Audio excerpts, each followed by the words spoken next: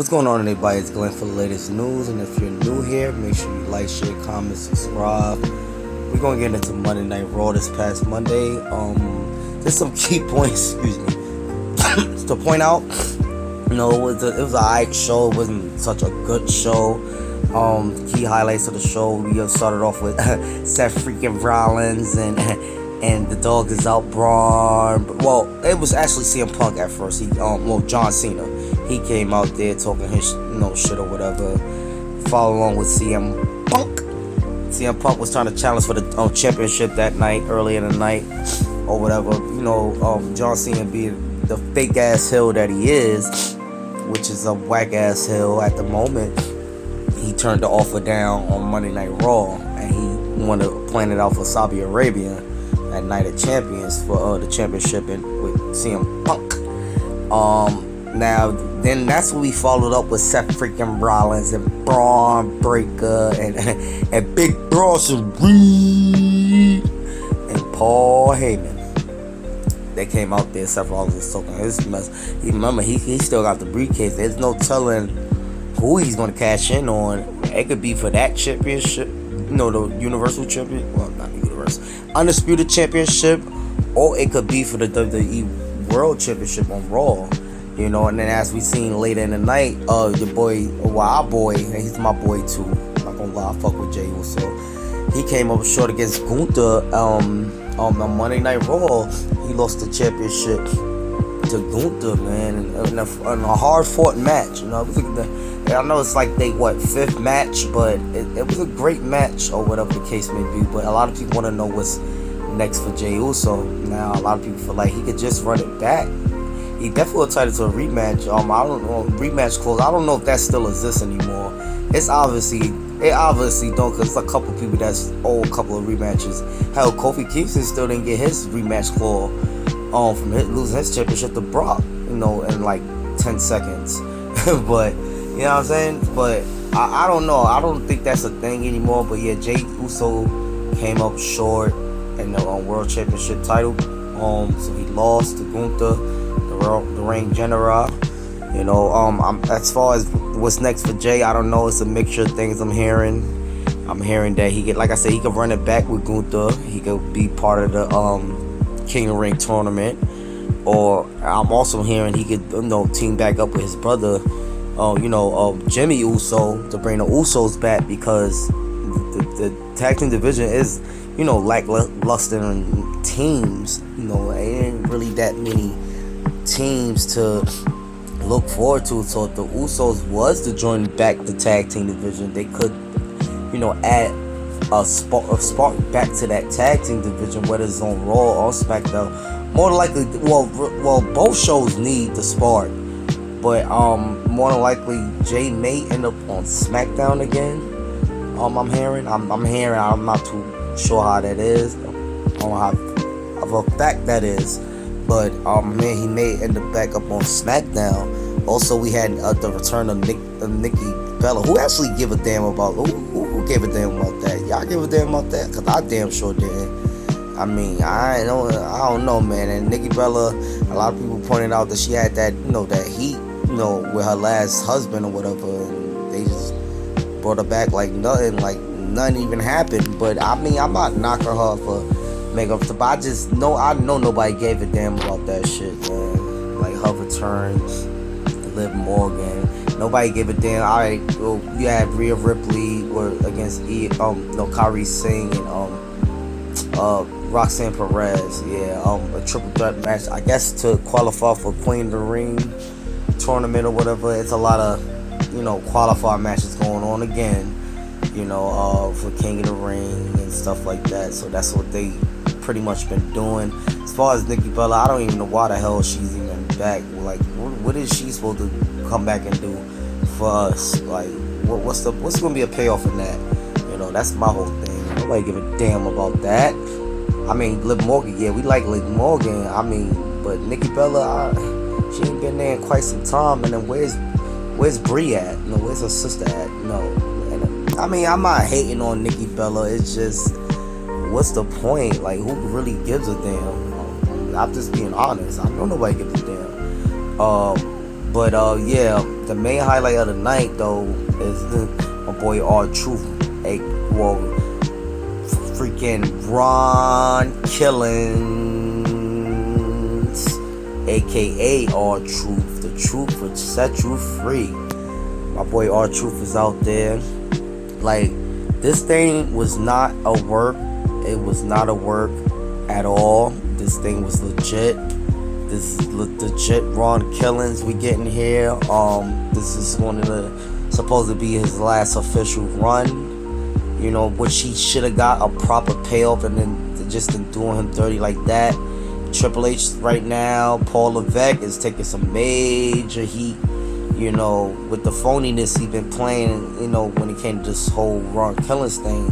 Like, he pretty much made it seem like him returning that Money in the Bank was part of the show. That it was never part of the show at all. Like, that's been debunked already by R-Truth's son, well, Ron Killings' son. I'm not gonna call him R-Truth no more. That's Ron Killings. He go by his real name now.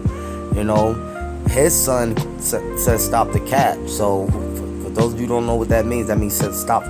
Why the fuck you lying?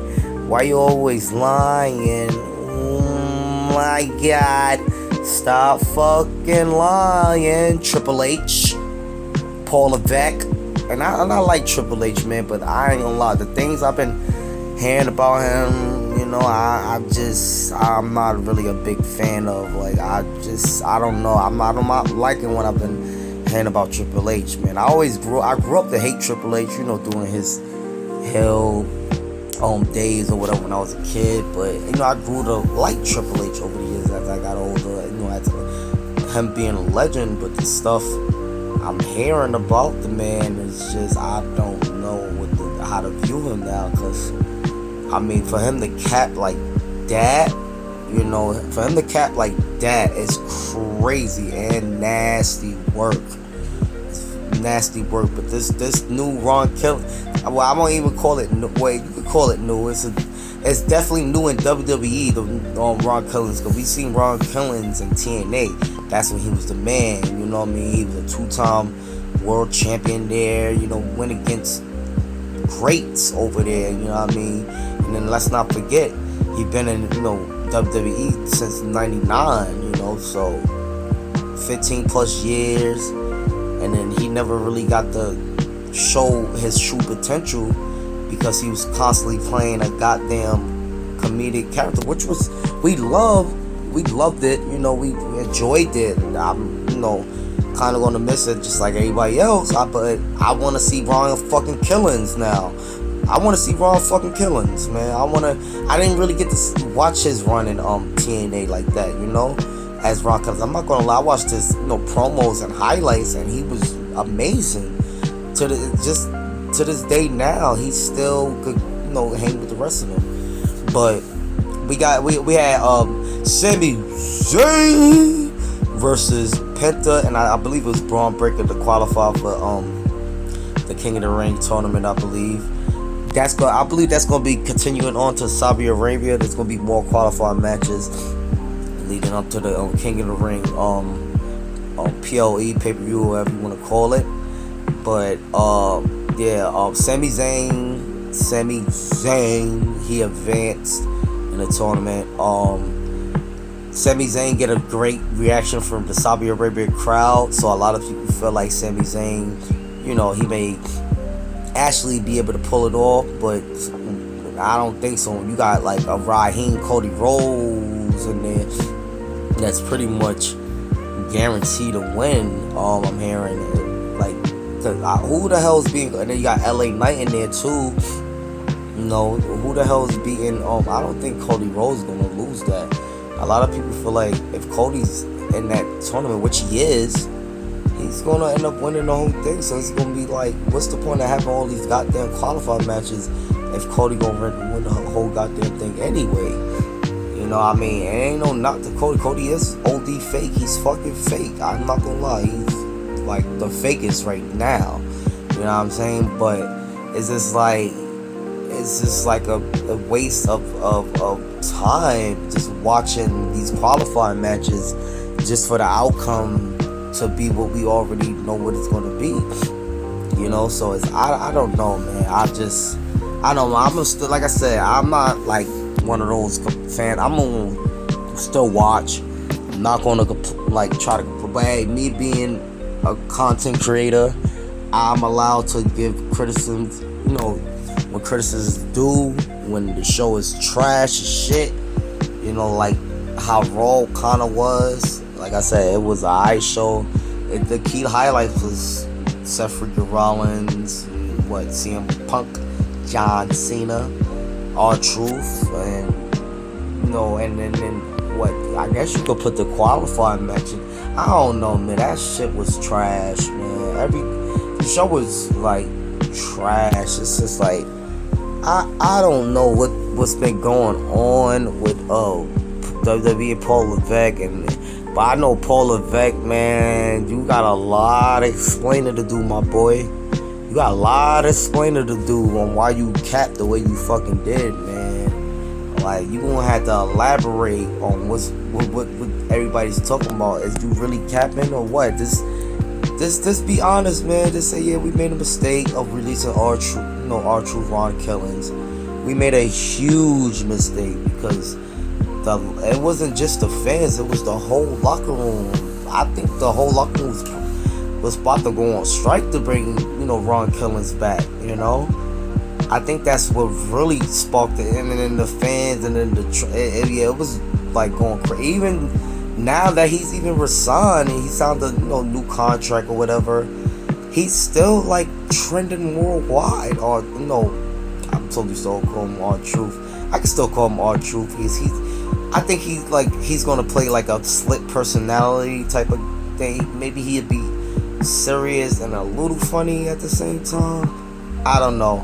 I know Metro Boomin, he's fiending to make a track for Ron Killings, and also I think he wanted to do one for Jacob 5 too. Know what I mean? So I don't know. He wanna do a couple of tracks for a couple of wrestlers, I believe. And then I definitely feel like Triple H is gonna definitely give Metro the green light. Cause he fuck with Metro. He fuck with all them guys, Future. You know what I mean? I guess you could. I don't know. I wouldn't call Triple H a racist. I don't see him as racist. Just like MVP said, that's for like I'm digging deep on that too. But he just like I don't know. I wouldn't say Triple H is a racist, but he could just be a clout chaser. He should probably just be a one that's just chasing clout. I don't know, man. I don't want to call Triple H a racist without having like. But I ain't gonna lie, that thing with him and Booker T when they had that feud, and they didn't even let him go over, and that promo he cut on him, man, was kind of, yeah. I wasn't a fan of that. Even then when I was watching that promo when I was young, I always thought it was weird. Like, he said that, like, dance and people like you don't deserve to be champion. Like, what do you mean by that? What do you mean by that?